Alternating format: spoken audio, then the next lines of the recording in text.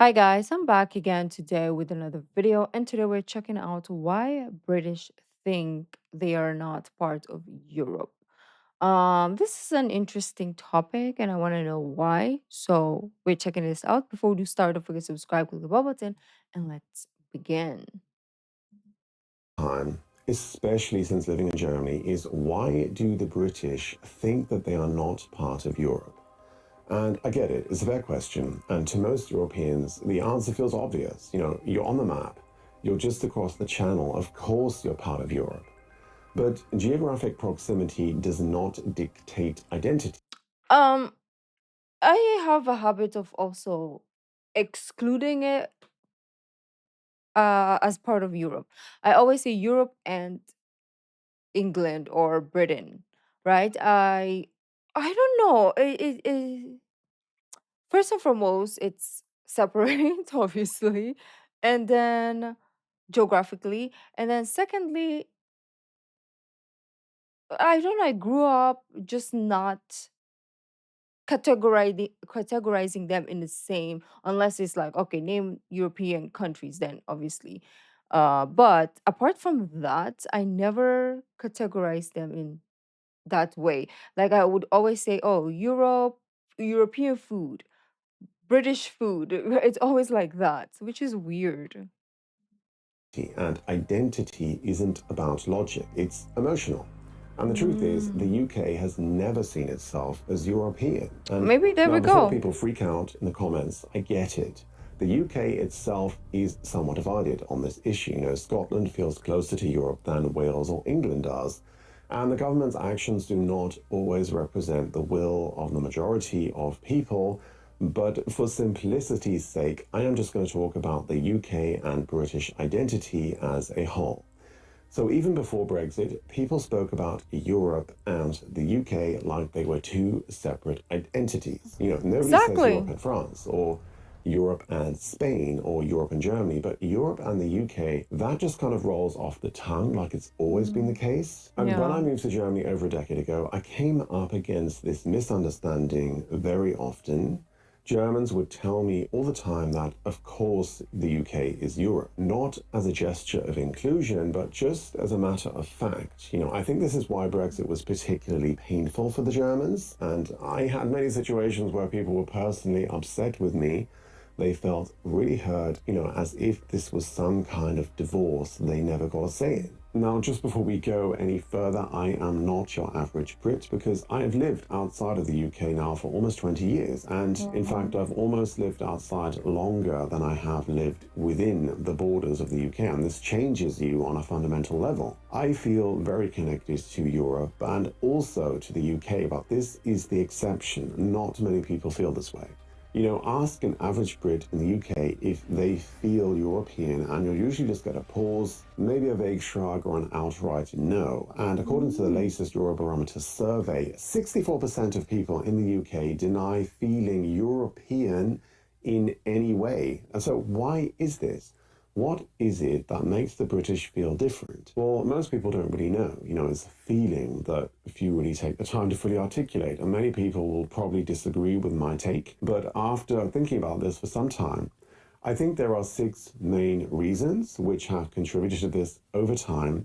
Now, each one in isolation doesn't make the UK situation unique, but if you take all of these points together, I think it really goes a long way to explaining why this dissonance exists. So, the first thing that makes the British feel separate from Europe is the geography. Now, I think this is pretty obvious. I'm sure Yep. you've heard of the island mentality before. The UK is physically separated from Europe, but it's not just the physical separation, it's what that separation allowed the UK to Mm. become. While Europe rose and fell through shifting borders and land wars, Britain had the luxury of distance. Britain didn't need to entangle itself unless it chose to, and that created a national psychology of watching from the shore, of stepping in only when it suited us. The English Channel isn't just a body of water, it's a psychological moat. It's a buffer between us and them. Now, the second thing which sets the UK apart is the empire. It gave Mm. Britain a global identity. While European countries were rebuilding themselves after the war,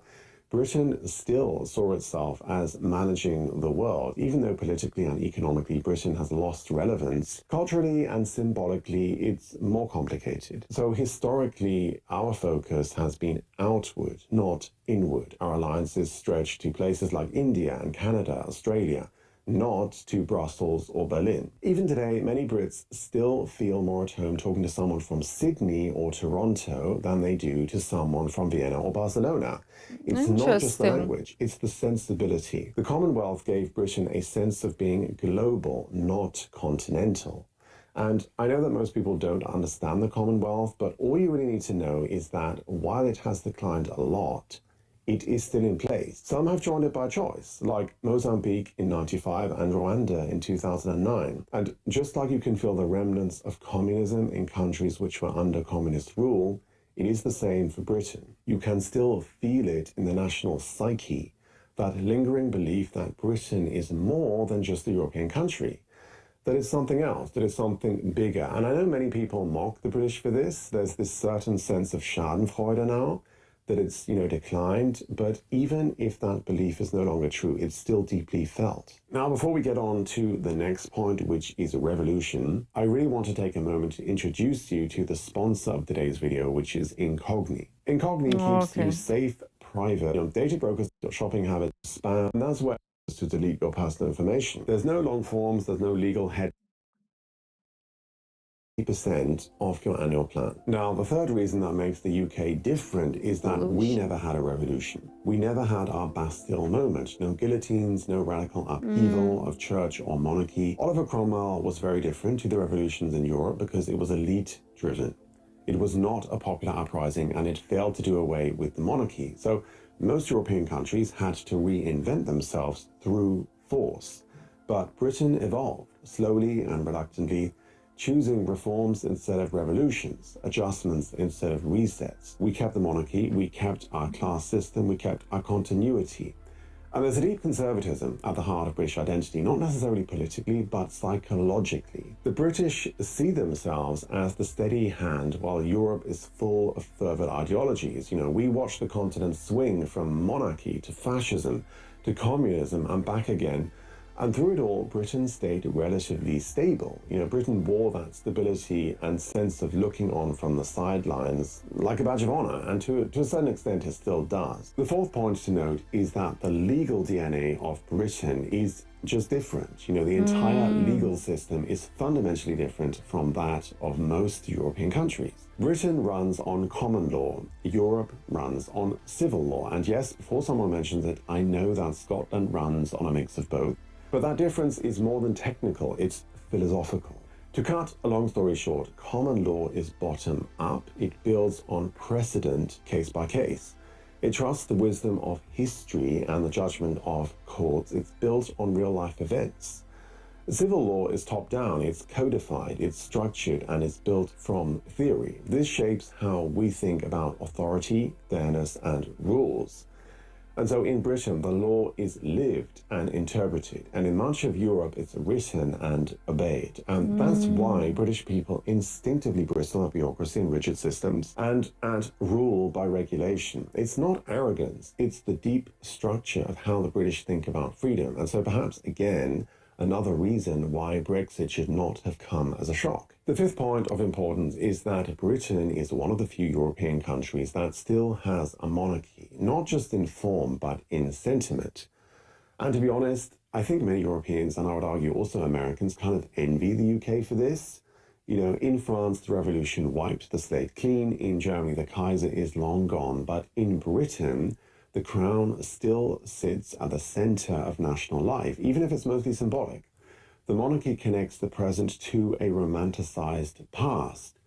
And in a strange way, it reinforces our separateness. We don't just feel different, we're told that we're different by tradition, by ceremony, by the very structure of our state.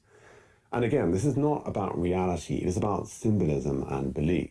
And then, of course, there is the language. For more on this, I did a whole video on how language is instrumental in nation building. Oh, I want to But the watch fact that. that we still call it English and not American or Canadian or Australian or South African adds an implicit sense of ownership. English isn't just a language, it's an empire of its own. It allowed Britain to export its culture, but also to insulate itself from others. Now, I've talked about how English is infiltrating many languages throughout Europe, but we Yep. don't dub, we don't consume foreign media. Millions in Europe grow up watching British and American TV.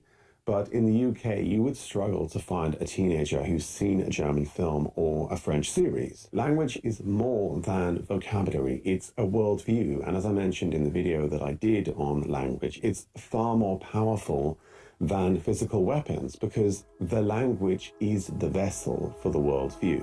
Mm. And so when Europeans ask, why don't the British feel European? The answer, in my opinion, is very simple. Because Britain has spent centuries constructing a story in which Britain is not European, not just a part, but different, more stable, more global, more measured, less ideological, less revolutionary, less continental. And that story may not be accurate anymore, but national identity is not based on accuracy. It's based on belief, on feelings, and on emotions. And the emotion Britain feels towards Europe is at best ambivalent. And so I still think that most Europeans just don't understand this. And even after this video, probably might just be shaking your head in disbelief. This was my attempt to explain the cultural sentiment I of the get it. UK towards Europe. This is not my personal point of view. I love Europe. I love the rich density of culture and language that this continent provides. I love Germany, and I think that the British have a lot in common with the Germans and also with the Dutch. But most Mm. Brits would not agree with this, or even if they did, they would not like to admit it. And so that is that. If you are interested, I also write. There is a link in the description below for my Substack. You can sign up if you want to hear more from me. Other than that, what is your take? I'd be interested to hear what you think about why the British see themselves differently. Let me know in the comments below. Other than that, take care, have a good day, and I will see you in the next one. Bye bye. Okay, that makes so much sense. So the reason why maybe I do that or I did that, I'm still doing it actually. Like I watch the Sidemen on my other channel and I always say, "Oh, the Sidemen are going to Europe."